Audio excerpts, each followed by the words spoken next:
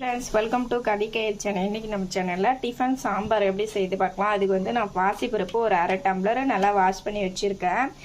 இங்கே வந்து பச்சை மிளகாய் ஒரு 4 பச்சை மிளகாய், பூண்டு ஒரு 5 பல், சின்ன வெங்காயம் ஒரு 10லேருந்து 15, தக்காளி 2 தக்காளி. இது எல்லாமே நம்ம இந்த பருப்பாக கூட ஆட் பண்ணிக்கலாம்.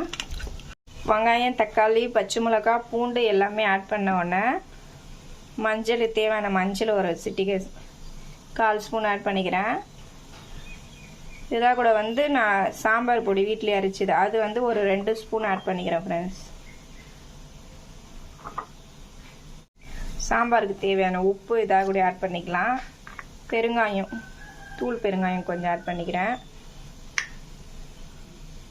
நல்லா கலந்து விட்டு கடைசியாக கொஞ்சம் ஆயில் ஆட் பண்ணிக்கலாம். ஃப்ரெண்ட்ஸ், ஆயில் வந்து பருப்பு பொங்கி மேலே குக்கர் மேலே வராது இருக்கிறதுக்கோசம் சும்மா மேலே இது பாருங்க 1 ஸ்பூன் ஆயில் ஆட் பண்ணி இது மூடி வச்சு நம்ம ஒரு 4 விசில் விட்டு எடுத்துக்கலாம். தண்ணி மட்டும் தனியாக எடுத்து வச்சுட்டு இருக்கேன். தண்ணி கடைசியில் ஆட் பண்ணிக்கலாம். இப்போ இந்த பருப்பு, வெங்காயம், தக்காளி, பூண்டு, பச்சை மிளகாய் இதெல்லாம் இது நம்ம நல்லா மிக்சியில் போட்டு அரைக்கிறதுனா அரைச்சிக்கலாம். நம்ம ஏற்கனவே 4 விசில் விட்டு இருக்கோம், அதனால் இதுலேயே கொஞ்சம் இதுவாகிடும். மத்து இருந்தால் மத்து போட்டு கூட கரைச்சிக்கலாம். ஃப்ரெண்ட்ஸ், இது நல்லா நம்ம மழைன்னு அரைச்சி சட்னி பார்க்குறதுக்கு இது நல்லா மேஷ் பண்ணிக்கலாம்.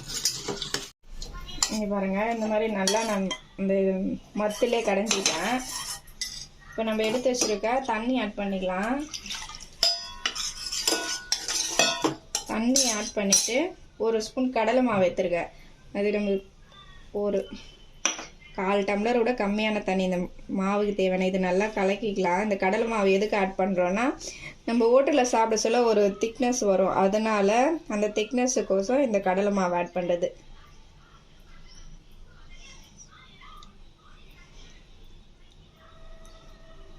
இந்த மாதிரி நல்லா கரைச்சிட்டு இந்த சாம்பாரை கூட ஆட் பண்ணிக்கலாம். ஃப்ரெண்ட்ஸ், கடலை மாவு ஆட் பண்ணி ஒரு கொதி வரணும். கொதி வந்ததும் நம்ம தாளிப்பு சேர்த்துக்கலாம். இப்போ நம்ம கடலை மாவு ஆட் பண்ணி இந்த மாதிரி ஒரு கொதி வந்துருச்சு. நான் தாளிப்பு எண்ணெய் ஊற்றி எண்ணெய் கடுகு போட்டுதோ கறிப்பில் கொத்தமல்லி ஆட் பண்ணியிருக்கேன். அதை இதாக கூட சேர்த்துக்கலாம். இந்த தாளிப்பு ஆட் பண்ணி ஆஃப் பண்ணிடலாம். அவ்வளோதான்.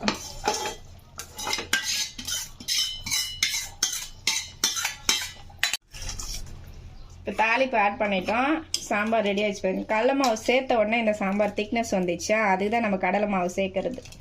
அவ்வளோதான் ஃப்ரெண்ட்ஸ். இந்த வீடியோ பிடிச்சிருந்தா மறக்காமல் சப்ஸ்கிரைப் பண்ணுங்கள். தேங்க்யூ.